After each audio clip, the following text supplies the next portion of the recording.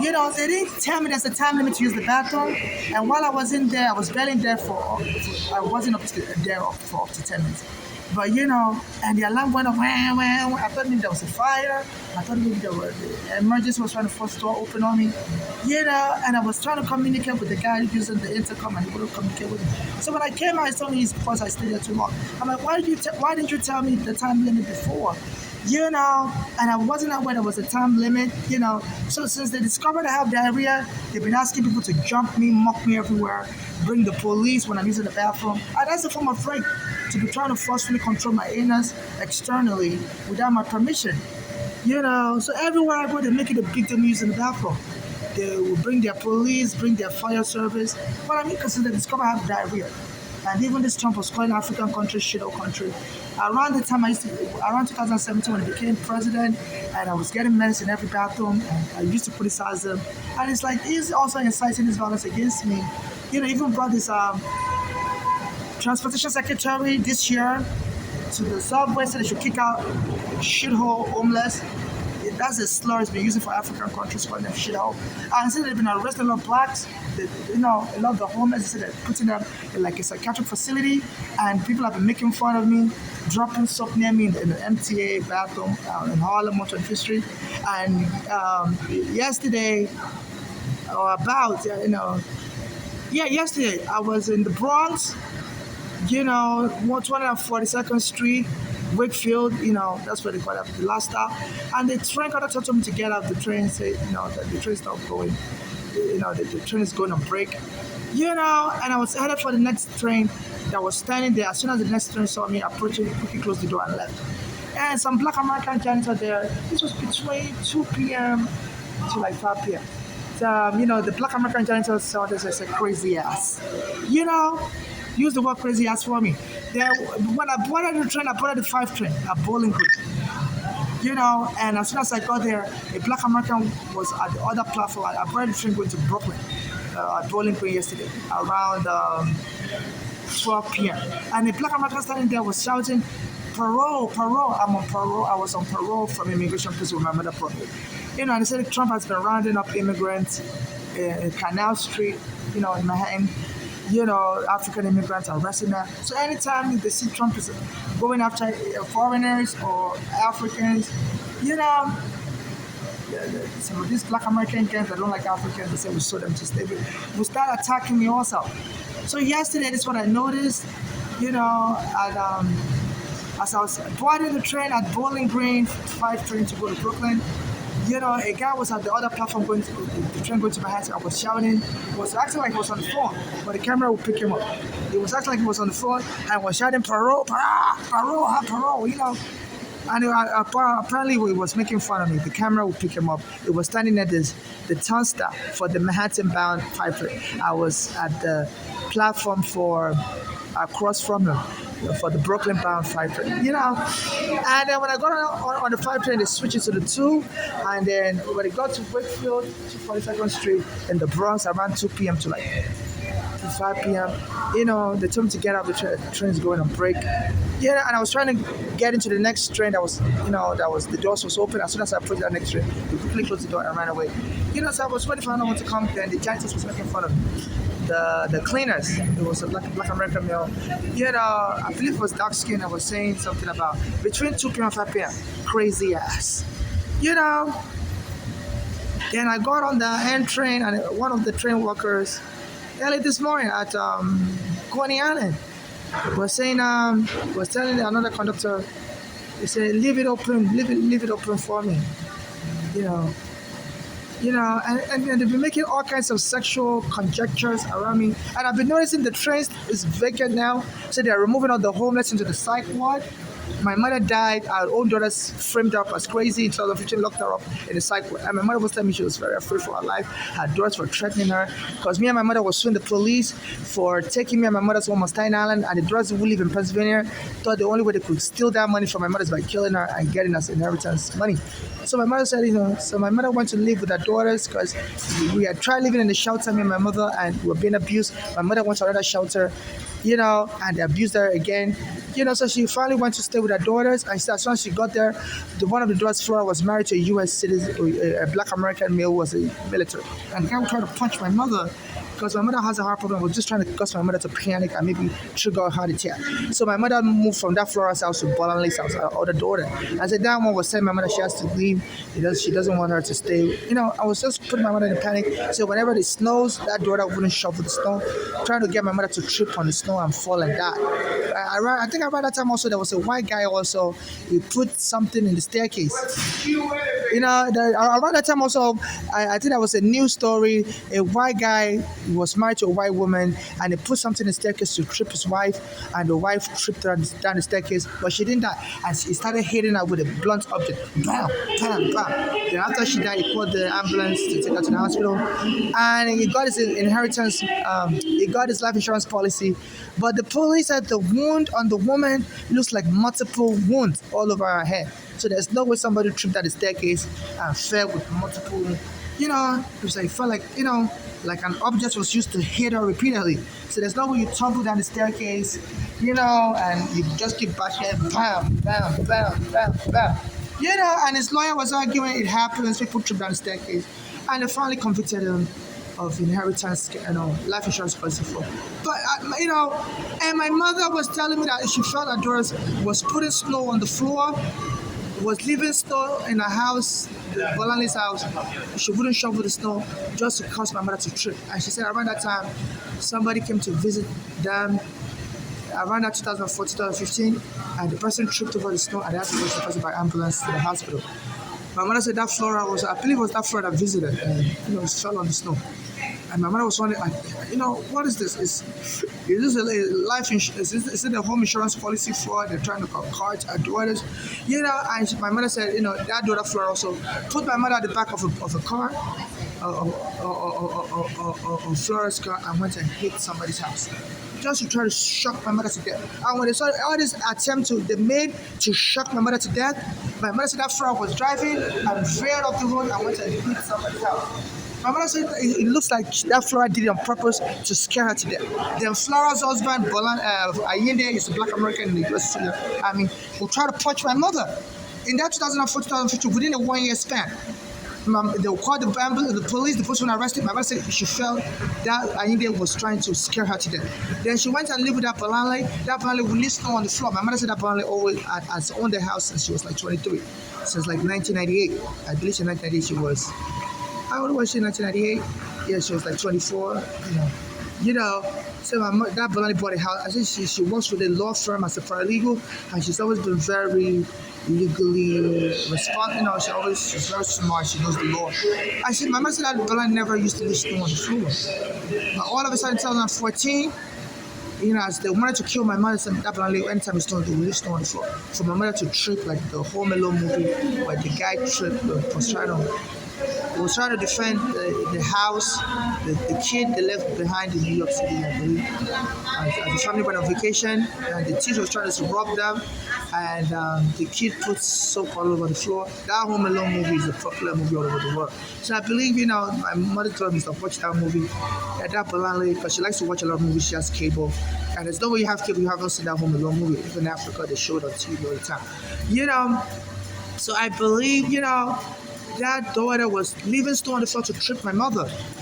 And another person came to visit the house and tripped on the floor. That was my mother's other daughter, Flora, that was also part of it. And she said that Flora tripped on the floor, and they had to rush her to the hospital. And my mother was wondering, is this the home insurance policy fraud they're trying to commit, using her as a victim or trying to shock her to death? Then my mother said that Bolanle was putting counterfeit poison in food in Pittsburgh, and after my mother eat that food, my mother would start having bloody diarrhea. My mother's heart would start congestion. So my mother fled Pittsburgh. I said on the bus, she had to tell the bus driver that, look, she's really about to have a heart attack, and because she didn't feel safe to go to the hospital around her daughter. So my mother waited to get on the Greyhound bus to tell the bus driver that she's about to have a heart attack on the way to New York. And the bus driver pulled over, close to the New Jersey border and Pennsylvania and stuff. But my mother said she didn't feel safe. She didn't want to be sent back to Pittsburgh. So the daughters, because the daughter was moving with a narcotic gang, type gang. that, especially that Bolani. So my mother told the bus driver to keep driving, and my mother was eating aspirin because my mother is a certified nursing assistant, so she knows how to handle health emergency, and it's been reported that if you eat aspirin during a heart attack, it helps calm your heart. It helps prevent a heart attack. So my mother said she was chewing the aspirin, their heart started normalizing, and by the time when she got to New York, then they took her to Bellevue Hospital. Then the 2 other days that I came to the hospital, my mother didn't tell her what hospital she was in, and she was shocked when that Bolani, I'm sure, found out what hospital she was in. And they said they were scaring her in the hospital, telling the hospital to lock her up. Because, in the psych ward, because they've been reading, because my mother said, they were just trying to provoke my mother, because my mother was, at that time, was trying to go to Israel, because the U.S. Justice Department was suing U.S. hospitals for forcing a certain medical procedure on people like my mother that are elderly, and they were, that had, I believe, they said she had like a swelling or some plaque in her heart, or like a swelling. I think it was called an aneurysm. And they said the best way to treat it is, the U.S. Justice Department said the best way to treat it in the elderly, like my mother was like already past 60 years old. So the best way to treat it is to give the person medication to dilate the heart, to make it easier for the blood to pass. But they said putting a catheter inside the heart, I believe that's what it's called. They said that is too excessive for elderly people, so that drugs that could clear the clot, or the swelling or something like that. So my mother was reading about it. She always orders medical journals. She has a credit card. She always orders medical journals, not naturopathy books. And also, she had already told the court that she's been planning to go to Israel to get a second opinion from the medical doctors there, because she didn't like the way some of the government hospitals here in America are forcing patients like her to undergo an elective surgery that's not really necessary. She believed the U.S. Justice Department has been suing a lot of these doctors that they are being bribed by the pharmaceutical company to force, a new form of elective surgery on elderly people. I said the elderly people, within 2 or 3 years, they would have the side effects from that surgery and die. So my mother was still telling the hospital that she's read about this procedure, and she heard about the complication that within 2 or 3 years, the person is likely to have a heart attack, to suffer from a side effect and die. So my mother was like, she would like to first go to Israel, do another diagnosis there, and to see if they would still think the procedure is for granted, because she was hearing about the U.S. Justice Department suing hospitals for forcing this procedure on black patients and elderly patients, immigrant patients. So my mother was like, she doesn't want this scary procedure done, and her daughters will tell her, do it, don't go to Israel for a second opinion. I was like, these daughters have been trying to kill her. They're not the ones to be making decisions for her, and she didn't even tell them the hospital she was in. And the daughters told the hospital to lock her up, and they were trolling my mother, and the hospital locked my mother up from as crazy 2015. And I've been trying to sue the city hospital called Bellevue Hospital, is owned by the New York City government. So now the New York City government starts saying they should be locking up all homeless, so as to frame me up as a crazy also, so they won't have to pay me nothing. And I think they just want to kill me and then pay the money to my mother's daughter. She's part of like a gang, a narcotic Black American gang, I believe.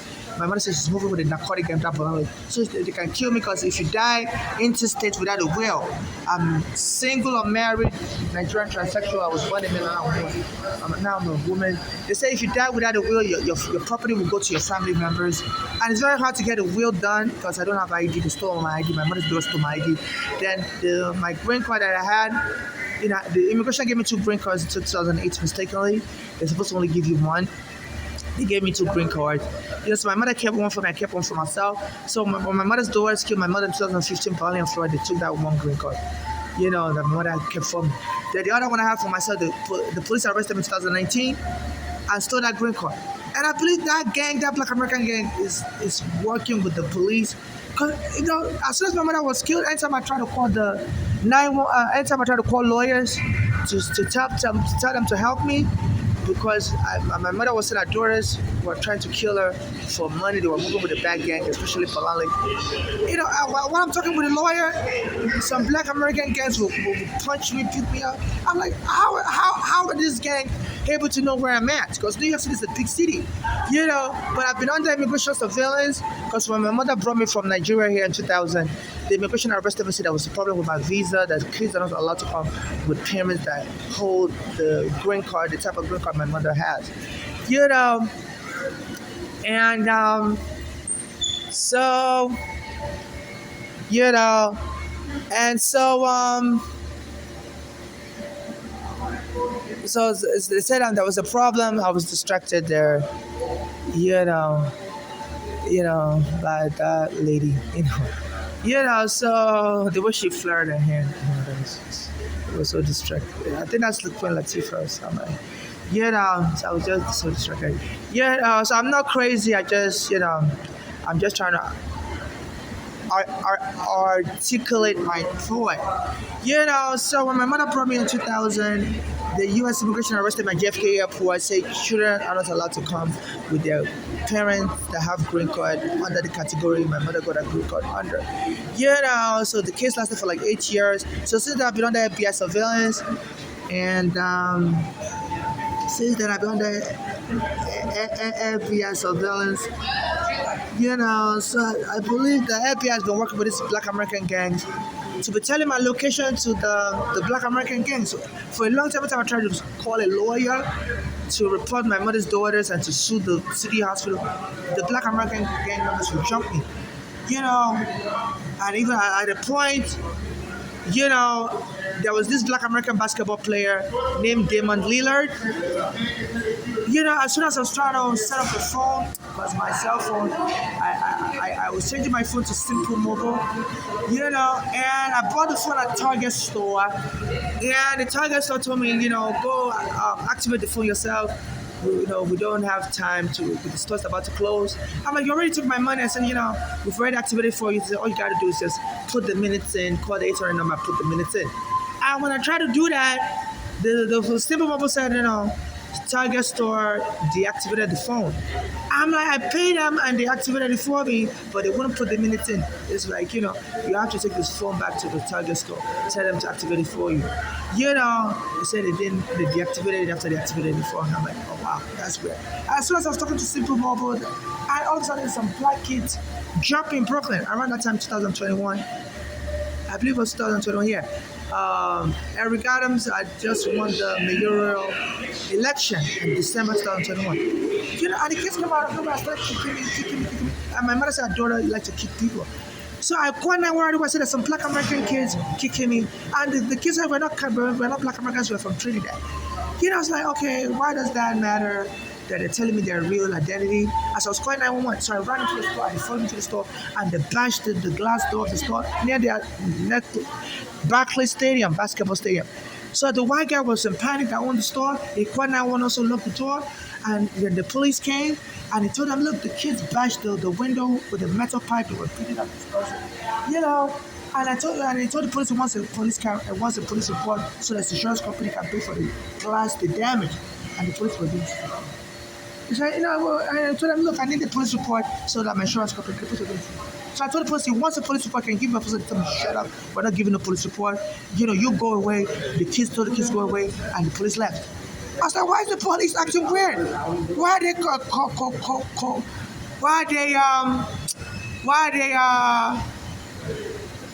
I can't remember the right English word. Why are they colluding with young kids? This is child abuse, and I was recording everything, And the kid, I don't know if the kids were kicking me. Like my mother said, her daughter Bonali likes to kick people.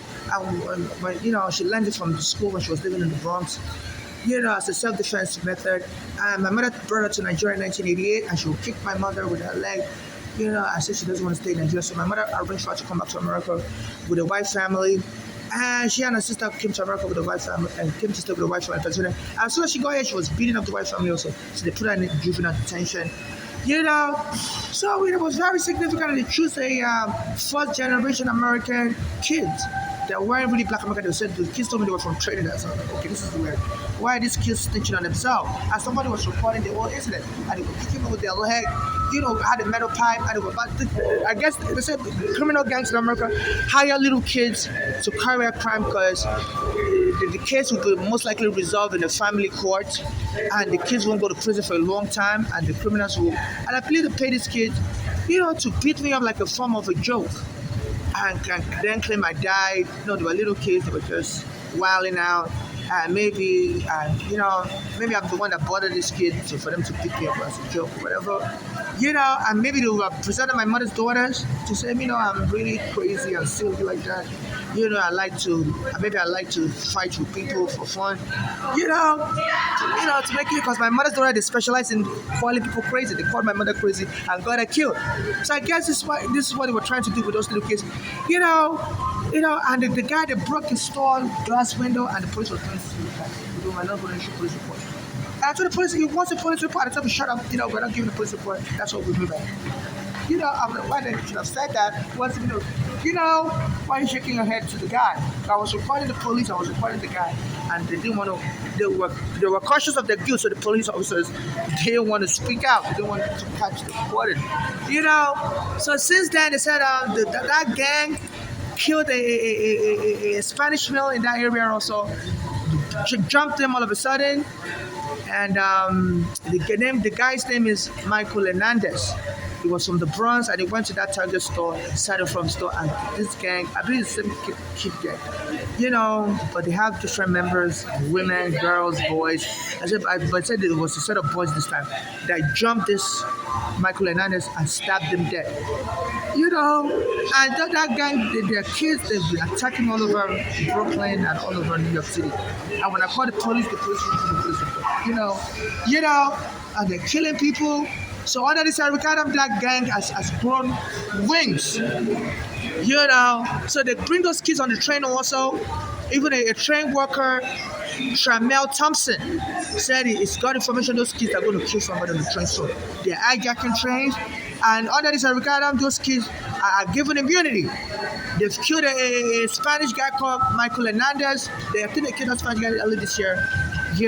I've been reaching out to the police commissioner, Jessica Tish. She ignores me on Instagram. So in between being jumped by little kids, being harassed when I'm trying to use the bathroom, and they said now they've vacated all the homeless, put them in a psychiatric lockup. I guess to frame me up that this is kind of saying, believe all the homeless people are crazy. I said people should be helping arrest them. And they said I was a black American guy also who was homeless. He's been surviving all along. As soon as Ricardo became mayor, they said the guy was beat up and killed this year. His name is Jordan Neely, because he was saying, his life has become so difficult under Ricardo. He didn't really mention Ricardo's name, but said his life it's been expressing hostility, and he was telling people on the train he was hungry, and the white guy snuck behind him, then the pen and choked him dead on the F train. So they're setting up,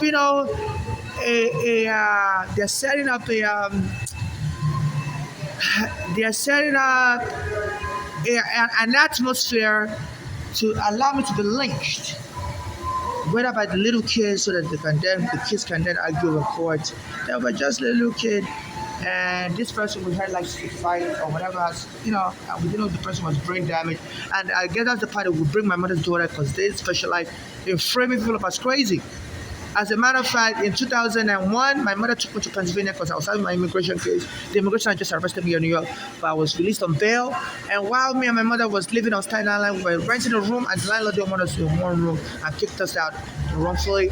So my mother tricked me, told me to come with her to go to Pennsylvania. I told her, no, I don't want to stay with your daughters. She was like, no, we're just going there for a day. She has some papers she wants to pick up she was applying for U.S. citizenship then. And she said it's going to, U.S. citizenship, if it's successful, it's going to help me. She wants to go and pick up some papers. I said, okay. So I followed her And when we got there, she dumped me in Pennsylvania, and she got into the car with one of my mother's daughters, Flora. So as I got in the car, also, and that one kicked me out and ran me over with the car. And then the other daughter finally called the police on me, said I was delusional and I was attacking them with a weapon. So the police in Pittsburgh brought all the emergency crew. At that time, Diallo had just been killed. It was close to 1999 to 2001. And that Bolale, he was telling me that, the police can easily, it's very easy for the police to wrongfully kill a black male in America. I was still a male then. She was telling me to watch out. Said the police very easy to set up a black male to be killed in America. And she was telling me to watch out. And she told me she likes to play lottery. And I told her sometimes I dream I see numbers. So if I ever see a number,